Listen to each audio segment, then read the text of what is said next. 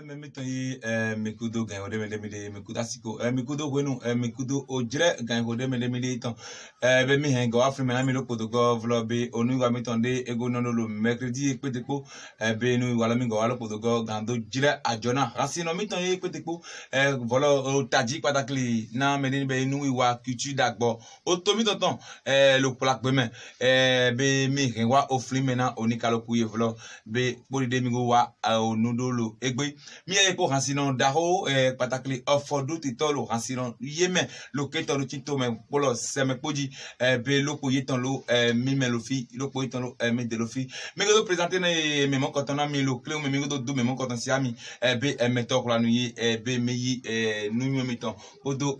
to mi ton e podo si onelo ko na hansino lo podo nu wa hansino te para kito po be mi na mi volo be mi lo hansino mi ton si jera avatrigba Alessandre Rancino Daho lo polo Rancino yeme lo kito no chinto romain na mo de do be me mitan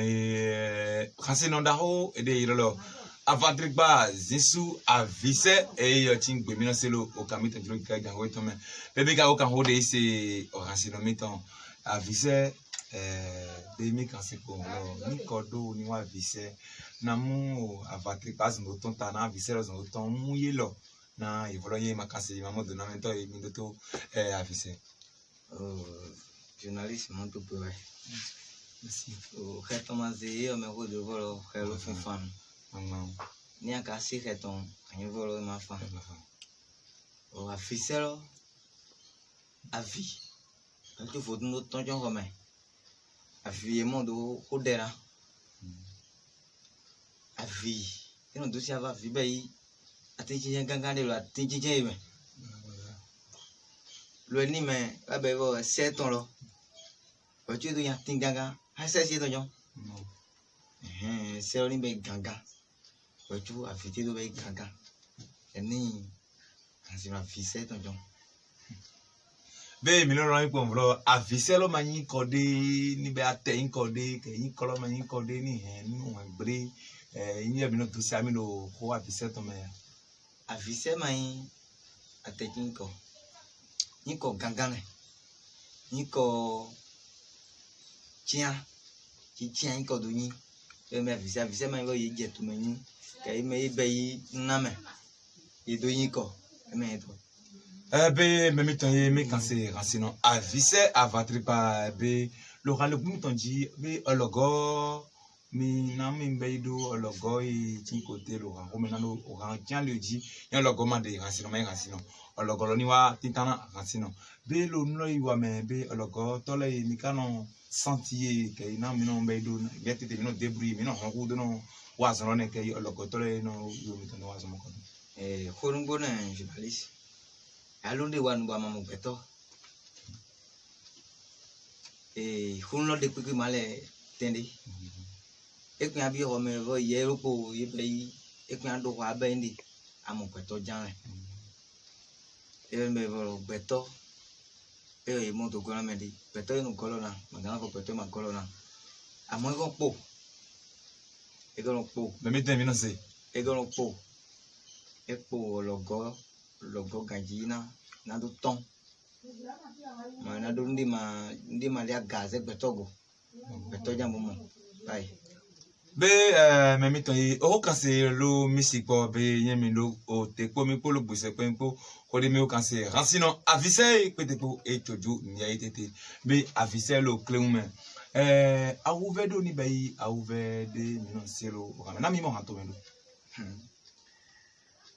journaliste se haho veu bi haho veu mama go veu hey nevo sene jewe ne vani tia ama uve me e go podego ama jewe mane pali vo afansu ama uve uka embe uve asisa obe asisa ne ya o pa ha o jabumenti ha woji majue o lonu yule hale vo wa lonu toto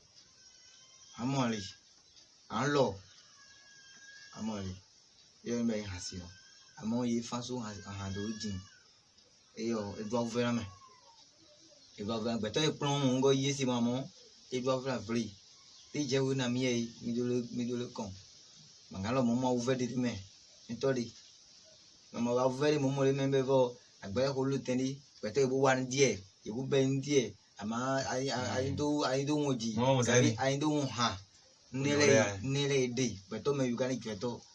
e o tu mi edidi mi go ngula una nene ni bata fu mi grandra belo kreume asino mi ton avise be ranjiro benefi traditionnel de mi ho pakule na yukuku to ye ni wa mende mi no kan ho ilesi be mi go kan se pon lo be ayukuku to ye lo benefi be ka e bo na men ni wa yukuku lo benefi ho jo wa kan se journalist ayukuku ye lo bene e do wori ni ayukuku lo le to do lo na vodun e ho hun na dawa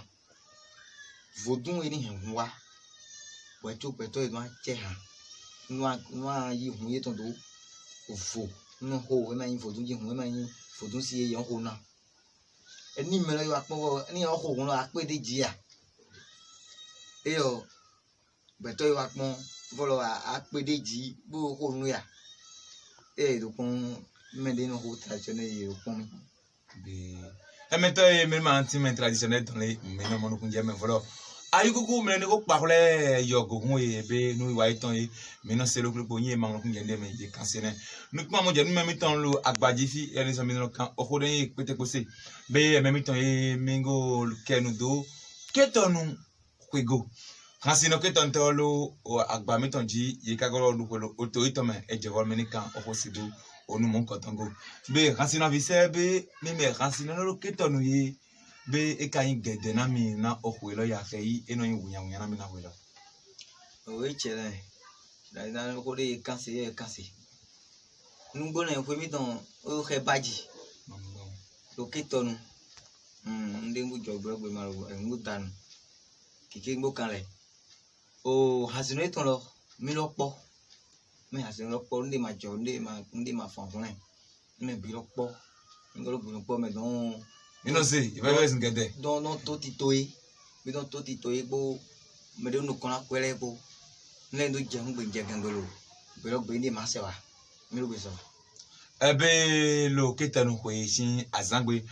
avise lo de se ami po vlo be yelo gede me yeme pete polo gbe ti so me yeme polo olololo me ebe avise mi ganyan hasino e tin ko lo we lo to ke bi mi ma ganyan ke journalist mi so won vo hasino dembo no we lo to yi ni ko ton magana yi ko den lo fi na mi o nomine me mi bo lo be mi ma gan se yin ko body o win ko to lo yin ko le me eyo e ma gan yin wen bu pa se mi o to se me te mo no so ho we ma juro na se yin ko mi bo to se na mi de vo we lo to me ni bo wa ko lo to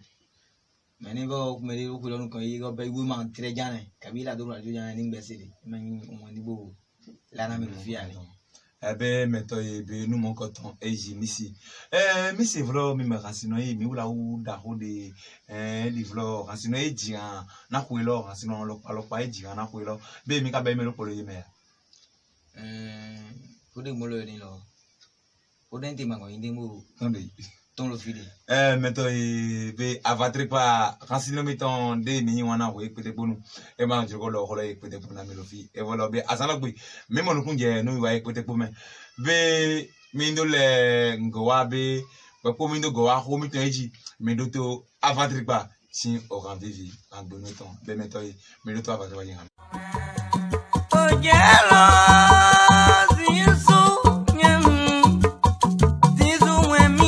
vadriba ojo molaji mo volo ke tonu we mi toni so pe mi mede ni ma wa pe loto ayo mede ni loto goto ama ma pe loto nu ni gbogbo ko ji e to me bi jon fo e go pe da mi en go torun me nkan e ye me bi jon fo go so pe Pamu tu ayo kokun ya uwa pe lodo mi wa mi ni tu awan ho to mi ma welo ketanu ne mi lo to nkan me to e rasino mi ton daho Avise avadre bati kami c'est le clé mais la mettre en vise mettre pont nous demi c'est le corps nous maintenant racino avise et mende ni gira de ji la wache vuni monde be me miton mi mo vo ko loti obi ko hanen lopo o du si awolo awole o sokwi do o ko logo be avise wa ko mi ton kan di me miton mi mango c'est corps nous be aziza miton ton mais c'est le onu da home mais mango c'est le heure de ti rangbe ni lo yolo acapella yo jiran